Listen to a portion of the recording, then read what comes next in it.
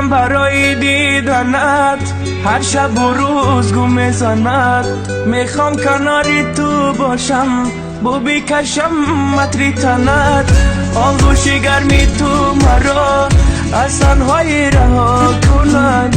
بوسه لبهای درد دردی مرا دوا کند. من به تو عاشقم و عاشق میمانم.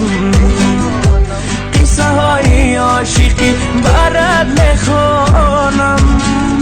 تو اگر ترکم کنی جان شیرین من به تو میمیرم را خوب میدانم.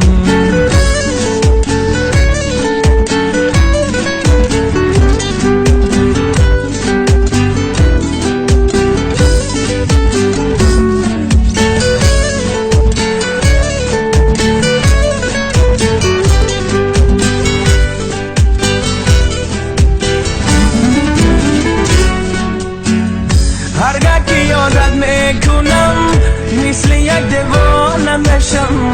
دلگیرم از این زندگی وقت نباشی تو پیشم.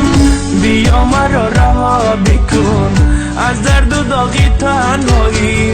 به وفایی کاری تو نیست مکن هرگز به وفایی. بیا مرا رها بکن از درد و داغی تنهایی. به وفایی کاری تو نیست مکن هرگز به وفایی. دلم برای دیدنت هر شب و روز گم میزند. من به تو عاشقم و عاشق میمانم. قصه های عاشقی برات میخوانم.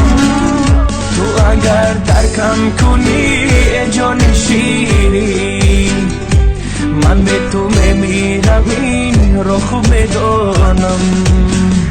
من به تو عاشقم و عاشق میمانم. قصه های عاشقی برات میخوانم.